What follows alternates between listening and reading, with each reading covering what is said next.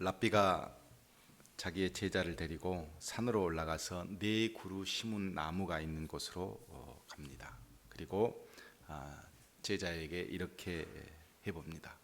저쪽에 있는 제일 작은 나무 하나를 뽑아 보아라 했더니 이제 갓 심은 나무라 제자가 한 손으로 쉽게 뽑을 수가 있었습니다. 뽑고 나니 다시 두 번째 그보다 더 큰 나무를 한번 뽑아 보아라 라고 했더니 심은 지 몇 개월이 지난 나무라서 한 손으로는 뽑을 수 없어서 두 손을 써서 겨우 뽑았습니다.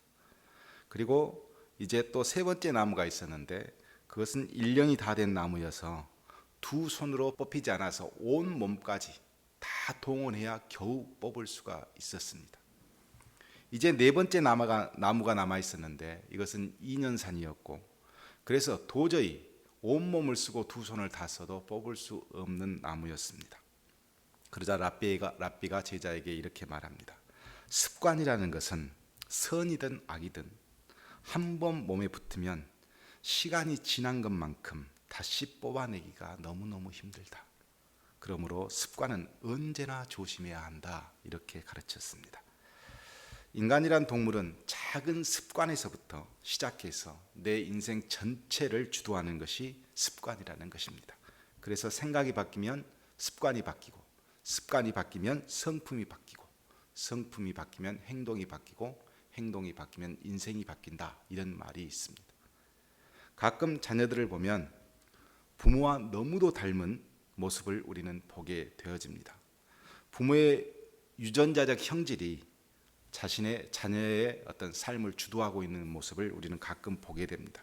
그런데 잘 보면 참 재미있게도 부모의 좋은 습관은 담지 않고 부모의 나쁜 습관만 담고 있다는 것을 우리는 알게 됩니다. 이유가 뭘까라고 생각해 보면 나쁜 습관은 무의식 중에 자녀에게 들어와서 자리를 잡지만 좋은 습관은 항상 배움과 훈련을 통해서 쌓아지는 것이기 때문에 자녀들에게 좋은 습관을 가르쳐주지 않으면 우리 자녀들은 항상 나쁜 습관만 그대로 담게 되어 있기 때문에 그렇습니다. 제가 학창시절 지금 생각해 보면 선배들하고 노는 것을 엄청 좋아했습니다. 그래서 친구들하고 노는 것보다 선배들하고 노는 시간이 훨씬 많았어요. 그런데 어느 시기인가 우리 아들을 보니까 우리 아들이 친구들하고 노는 시간보다 선배들하고 노는 시간이 많다는 것을 알게 됐어요. 그리고 부모님이 용돈을 주면 항상 얼마가 됐든 일주일을 넘긴 적이 별로 없어요. 주면 준 대로 그냥 내일을 생각하지 않고 다 쓰는 습관이 있었죠. 그런데 우리 아들을 가만히 보니까 용돈만 주면 친구들하고 다 먹고 그러면서 용돈을 저축하는 법을 제가 본 적이 없어요. 이게 나쁜 습관이죠. 아버지의 좋은 습관, 성경을 보거나 기도하거나 이 습관은 자녀들이 따라하지 않고 나쁜 습관은 금세 따라합니다. 왜 그럴까? 바로 좋은 습관은 훈련과 배움을 통해서만 가능하기 때문에 그렇습니다. 그리스도인들에게 신앙의 습관도 이와 같습니다. 신앙은 유전자적인 요소가 신앙을 만들어내는 것이 아니고 신앙도 배움과 가르침을 통해서 쌓아지는 그 습관이 바로 신앙이라는 것입니다. 부모의 신앙생활은 자녀들에게 가장 결정적인 배움이 되곤 합니다. 내가 하나님 앞에서 어떻게 사는지 누가 제일 잘 알고 있냐면 내 자녀들이 제일 잘 알고 있습니다. 교회에서는 예수님인데 집에만 가면 가룟 유다가 되는 내 부모를 본다면 내 자녀들은 가룟 유다의 신앙의 모습을 그대로 배움으로 가져가 나쁜 습관으로 가지게 되는 것입니다. 오늘 본문을 보면 하나님께서 선지자 한 사람을 보내서 엘리 제사장 가문에 내릴 징계를 선포하는 내용이 기록되어 있습니다. 당대 최고의 제사장 가문이었던 엘리 제사장 가문이 왜 어떤 이유로 하나님의 징계를 받게 되었는지 살펴보면서 우리 부모들이 가지고 있는 영적 권위, 신앙의 모습에 대해서 생각해보고 함께 은혜를 나누려고 합니다. 엘리 제사장은 이스라엘 백성의 제사장이면서 사사로서 활동한 당시 대단히 존경받는 인물이었습니다. 그런 그의 가정이 하나님의 징계를 받게 되는 이유가 본문 29절에 기록되어 있습니다. 너희는 어찌하여 내가 내 처소에서 명령한 내 제물과 애물을 밟으며 내 아들들을 나보다 더 중히 여겨 내 백성 이스라엘이 드리는 가장 좋은 것으로 너희들을 살찌게 하느냐, 이렇게 하나님께서 말씀하셨습니다. 엘리 제사장의 치명적인 죄는 제사장으로서 하나님께 드리는 거룩한 예배와 삶의 헌신보다 오히려 아버지로서 자녀들을 더 귀하게 여긴 것이 문제였습니다. 다시 말씀드리면 제사장의 영적 권위보다 아버지의 권위를 더 중요하고 행사했던 것이 엘리 제사장의 치명적인 죄요 실수였습니다. 하나님은 엘리 제사장의 가문에 엄청난 많은 은혜를 주셨습니다. 28절에 보면 하나님께서 이 가문에게 주신 은혜를 이렇게 기록해 놓았습니다. 이스라엘의 모든 지파 중에서 내가 그를 택하여 내 제사장으로 삼아 그가 내 제단에 올라 분향하며 내 앞에서 에봇을 입게 하지 아니하였느냐. 이스라엘 자손이 드리는 모든 화제를 내가 내 조상의 집에 주지 아니하였느냐, 이렇게 기록되어 있습니다. 엘리 제사장의 조상은 하나님께서 12지파 중에 특별히 거룩한 제사를 드리는, 하나님께 예배를 담당하는 족속으로 레위 지파를 선정했습니다. 레위 지파 중에서도 특별히 아론에게 이 모든 권위를 주어서 대제사장으로 임명하고 그 아론의 가문에서 대제사장이 나오도록 하나님께서 그렇게 또 권위를 주셨습니다. 그 영적 권위는 그 누구도 함부로 할 수 없고 탐할 수 없도록 하나님께서 이 대제사장 가문에 대한 큰 은혜를 주신 겁니다. 그런 아론에게 네 아들이 있었고 아답과 아비후는 광야에서 하나님께 잘못 제사를 드려 죽었습니다. 그리고 남은 두 아들이 있었는데 그 아들이 엘르아살과 이다말이었고 이 엘르아살과 이다말 가문에서 대제사장이 나오도록 해주었는데 바로 이 엘리는 이다말의 후손이었습니다. 아론의 후손으로서 영적 권위를 한 몸에 받은 가문이 바로 엘리 제사장의 가문이었습니다. 그런데 당시는 사사시대였고 그 당시에 그 지역의 사사를 담당하는 임무를 누가 맡았냐면 바로 엘리가 맡은 것입니다. 그렇다면 우리는 쉽게 이 제사장 가문, 엘리 가문에 대한 인식이 보입니다. 그는 종교적으로도 가장 중요한 직분을 차지하고 있었을 뿐만 아니라 정치적으로도 모든 재판을 담당하는 선지자의 임무를 함께 가지고 있었기 때문에 정치와 종교를 배출하는 가문이 바로 엘리 가문이었던 것이고 가장 이스라엘 사회에 영향력 있는 가문이 바로 엘리 가문이었습니다. 누가 보아도 하나님의 은혜를 흠뻑 받은 그런 가문이라고 평가할 수 있습니다. 그런 훌륭한 가문이 하나님의 징계를 받는 대상이 되었다는 것은 놀라운 일입니다. 그 이유는 자식들 때문이었습니다. 엘리의 아들들도 레위인이었고 제사장으로서 아버지가 하나님께 거룩한 제사를 드릴 때 옆에서 수행하며 그 모든 것을 배웠습니다. 그런데 본문 앞 바로 2장 12절에 보면 성경에 이렇게 기록이 되어 있습니다. 행실이 나빠 여호와를 알지 못했다. 엘리의 제사장의 아들들은 영적 지도자의 가정에서 태어났지만 하나님을 알지 못했습니다. 아버지는 하나님의 음성을 듣고 백성의 사사로서의 임무의 삶을 살았지만 그러나 아들들은 하나님을 위해 제사를 드리고 헌신하면서도 하나님은 알지 못했어요. 이 말을 짧게 이야기하면 종교인으로는 살았지만 신앙인으로는 살지 못했다는 말과 같습니다. 2장 17절에는 여호와의 제사를 멸시했다, 이렇게 기록이 되어 있습니다. 하나님을 알지 못하니 제사를 왜 드려야 하는지, 예배를 왜 드려야 하는지 거기에는 관심이 없었습니다. 단지 예배 때, 제사 때 들어오는 헌물, 헌금에 관심이 많았습니다. 그래서 예배 절차를 무시하고 자기 마음대로 절차를 만들어서 오직 그 헌물을 자기 손에 쥐어 짜는데 다시 수입으로 벌어 드리는 데만 관심이 있었기 때문에 그는 하나님의 제사도 자기 마음대로 바꾸어 버렸습니다.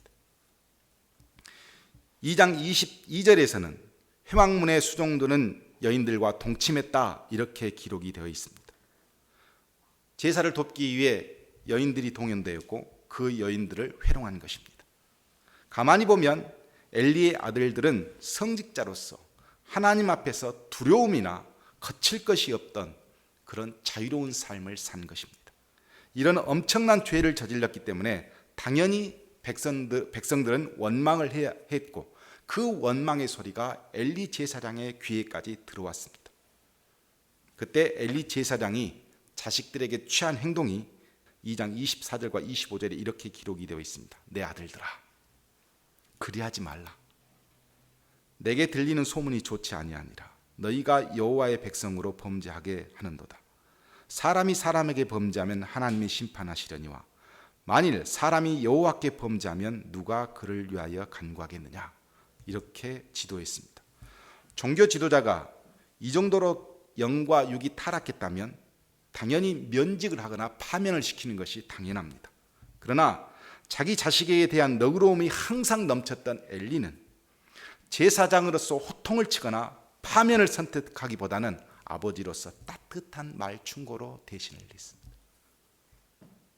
25절에 결과가 나옵니다. 그들이 자기 아버지의 말을 듣지 않았다 이렇게 기록이 되어 있습니다. 다정하고 따뜻한 아버지의 충고는 회개는커녕 달콤한 사탕일 뿐이었습니다. 자유로운 영혼으로 살게 된 그들에게 있어서 아버지의 충고는 어떤 반응도 일으킬 수 없었던 것입니다. 칼렐 지브란이라고 하는 사람이 애언자라는 책에서 부모의 소유 의식에 대해서 이렇게 말한 부분이 있습니다. 당신의 자녀는 당신의 것이 아니다. 그들은 당신을 통하여 나왔을 뿐 당신이 만든 것은 아니다. 비록 그들은 당신과 함께 있지만 당신에게 소유된 것은 아니다. 당신은 그들에게 당신의 사랑을 줄 수는 있지만 당신의 생각을 줄 수는 없다. 왜냐하면 그들은 그들 자신의 생각을 가지고 있기 때문이다. 당신은 그들 몸에 머물게 할 수는 있지만 그들의 영혼을 머물게 할 수는 없다. 왜냐하면 그들의 영혼은 미래의 집에 살고 있으며 당신은 꿈에서조차 그곳에 갈 수 없기 때문이다. 당신이 그들처럼 되려고 애쓰는 것은 좋지만 그들을 당신처럼 만들려고 하지는 마라. 생은 뒤로 돌아가거나 어제에 멈추지 않기 때문이다. 라는 내용의 글이 있습니다. 이 내용은 오직 세상의 성공 대열에 자식을 맡기려는 극성스러운 부모들에게는 참 좋은 글이라는 생각이 듭니다. 그러나 하나님의 말씀을 가르치고 지도해야 할 영적 권위를 가진 부모를 놓고 보면 참 너무도 아쉬운 글이 될 수밖에 없습니다. 그런데 그리스도인들이, 부모된 우리들이 지적 사회인들이 말하는 종교의 자유를 보장한다는 차원에서 자녀의 잘못된 신앙 습관을 그대로 묵인하고 보고 있으면서 마치 자녀 스스로 종교는 선택해야 된다라는 고급스러운 말로 우리를 포장하고 있지만 이것은 곧 자녀를 죽이는 겁니다.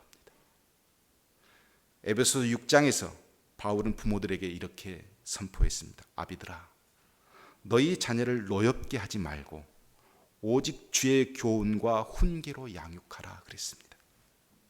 세상의 성공적인 삶을 위해 부모의 강압적인 가르침은 자녀들에게 노여움이 됩니다.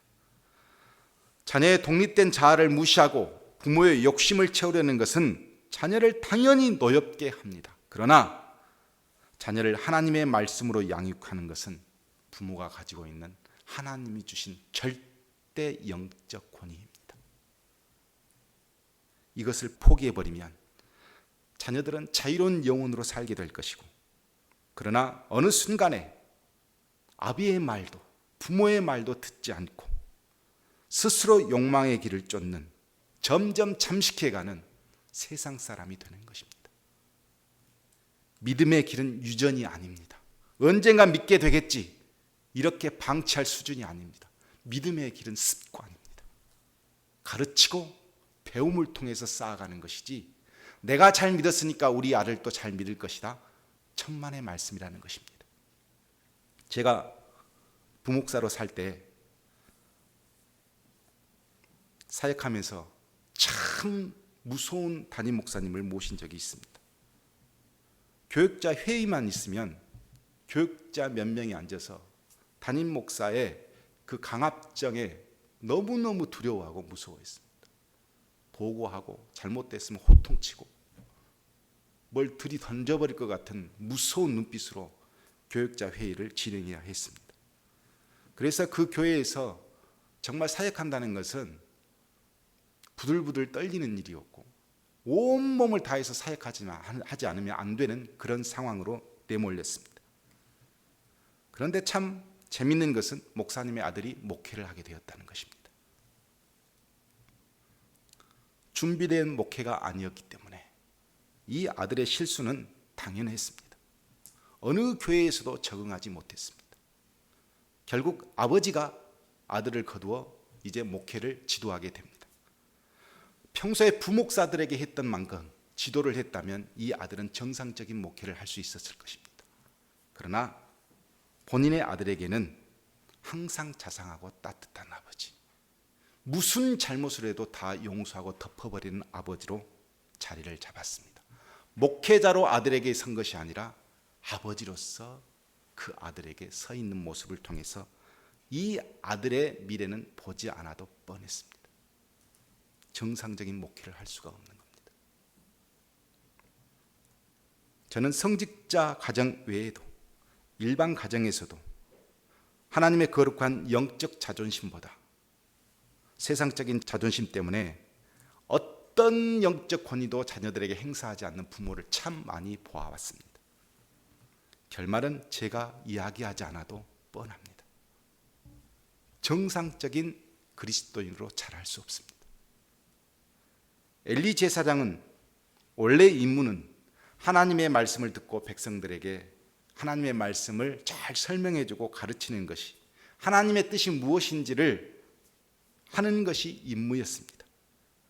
그런 제사장이 거듭된 하나님의 경고를 무시하고 자식들이 잘못되었다 하나님이 계속해도 말씀을 주어도 그것을 듣지 않습니다. 오늘 바로 본문 뒤 당시 12살이었던 사무엘에게 엘리 제사장 가문에 대한 경고를 또 하나님께서 사무엘에게 말씀해 주십니다.